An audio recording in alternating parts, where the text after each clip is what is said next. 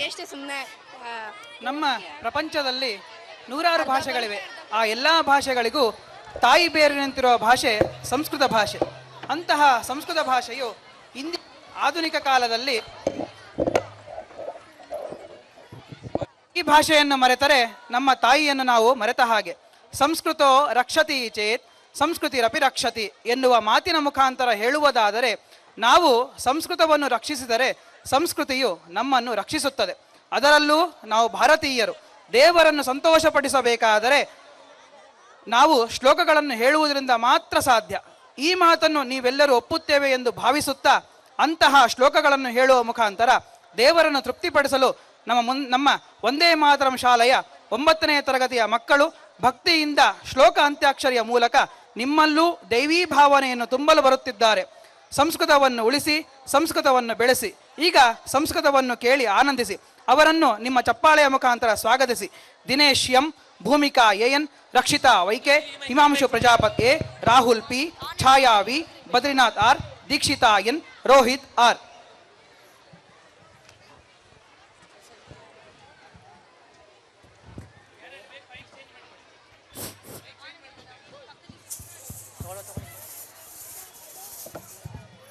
भो मित्राणि, वयं नवमकक्षायाः विद्यार्थिनः इदानीं श्लोकः अन्ताक्षरीः क्रीडामः.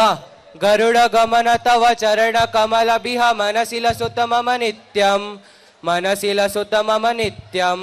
मम तापमपाकुरु देवा, मम पापमपाकुरु देवा. वा वदतु. विघ्नानाशं स्थिरं कान्तिं ऐश्वर्यं चायुरक्षयं सुखादीनि प्रयच्छन्तु समृद्धिं च ಬಹು ಪ್ರಜಾಃ. ಅರ್ಥಃ ವದತು. ಗಣಪತಿಯ ಸ್ಮರಣೆಯಿಂದ ವಿಘ್ನಗಳ ನಾಶವನ್ನು, ಸಾತ್ವಿಕ ಕಾಂತಿಯನ್ನು, ಐಶ್ವರ್ಯವನ್ನು, ಪೂರ್ಣವಾದ ಆಯಸ್ಸನ್ನು, ಸಮೃದ್ಧಿಯನ್ನು, ಯೋಗ್ಯ ಜನರಿಗೆ ಸಂಪತ್ತನ್ನು ಕೊಡುತ್ತಾನೆ. ಜಾವದತು. ಜಯಂತಿ ಮಂಗಳಕಾಳಿ ಭದ್ರಕಾಳಿ ಕಪಾಲಿನಿ ದುರ್ಗಾ ಶಮಾ ಶಿವ ಧಾತ್ರಿ ಸ್ವದಾ ಸ್ವಹ ನಮೋಸ್ತುತೆ. ಅರ್ಥಃ ವದತು.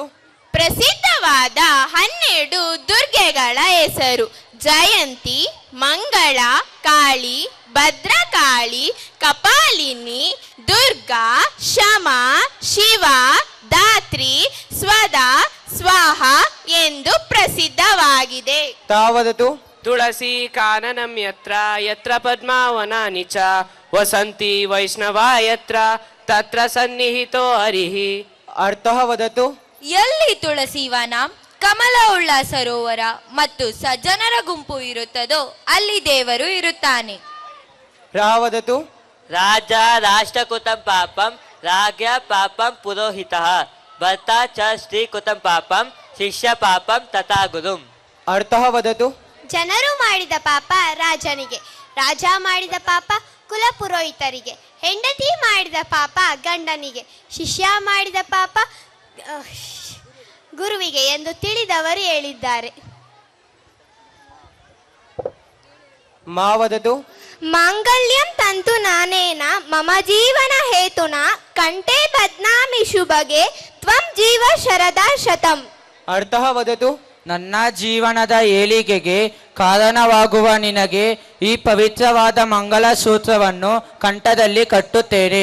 ಅಂತಹ ಮಂಗಲಕರ ಗುಣಗಳುಳ್ಳ ಕನ್ಯೆಯೇ 100 ವರುಷ ಬಾಳು ಎಂದರ್ಥ.